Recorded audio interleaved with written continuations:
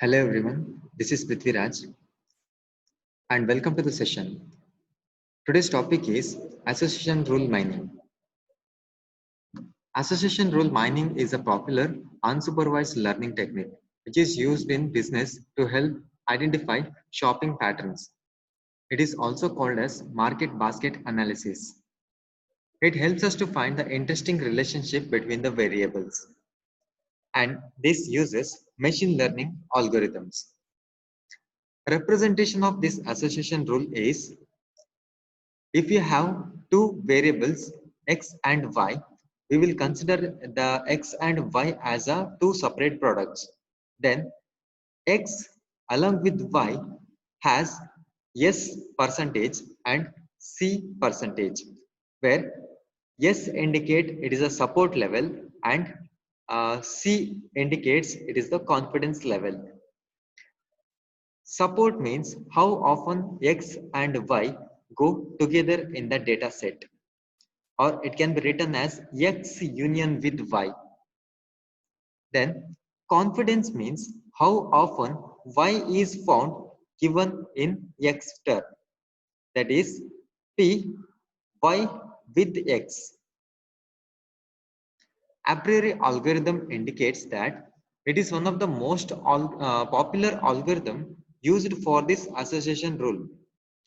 Main objective of this is to find the subset that are common to at least minimum number of item sets. Frequent item sets are an item sets whose support is greater than or equal to the minimum support threshold. This is a downward closure property, which means that any subset of a frequent item sets are also a frequent item sets. Suppose if we have frequent item sets as A, B, C and D, then any subset like A, B, C or B, D or A, B are also called as a frequent item sets. Size of the frequent item sets is gradually increased from one item set to two item set, three item set and so on. Here is an exercise for association rule where we have a dozen sales of transaction and along with six products like milk, bread, butter, eggs, cookies and ketchup. So for these transactions, we have to apply the association rule and we have to identify which of the item sets that has purchased together. So for this, confidence level is 33% and support level is 33% and confidence level is fixed to 50%. So this is the transactions or transaction table where we have 12 different transactions and totally we have six products. For this, we have to write the number of sets, like we have to start from the one item sets. So if we take the table of one item set, number of products that have uh, named in this table, so that milk is one of the product that appeared nine number of times, that is nine in nine different transactions it has appeared. Then for bread, it is appeared for 10 transactions. Then butter, egg, ketchup and cookies. First thing, we have to calculate the minimum support count. How to calculate this? Minimum support count is equal to support threshold into the total number of transaction. We know that the support threshold is given in the question as 33%. So minimum support count is equal to 0.33 into total transaction is 12. So it is equal to 3.96, almost it is equal to 4. So from the table, we can remove the items which does not satisfy the minimum support count. Here we can see egg appeared only three number of times, that is in a three transaction it has appeared. So we can remove egg from the table. Then ketchup is also does not satisfy the minimum support count, we can remove it. then we'll get the one item set as milk, bread, butter, and cookies. And all these will satisfy the minimum support count. After this, we have to go for two item sets. Now, along with the milk, bread. So it has appeared 7 number of times in a transaction. Similarly, milk, comma butter appeared 7 transactions. Okay, so these are all the two item sets. Then for milk cookies, bread butter, bread cookies, and bread cookies.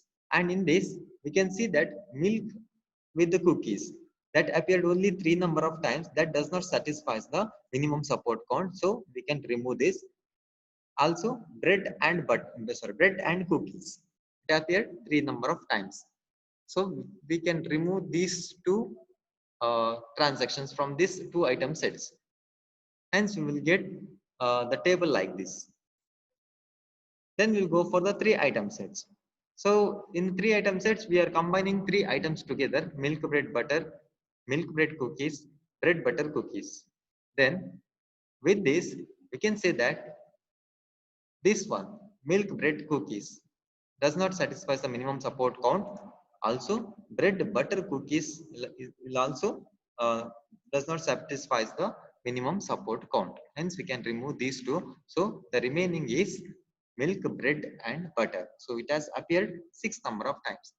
Then, we cannot go for the 4 item sets because there is no room exist for 4 item sets.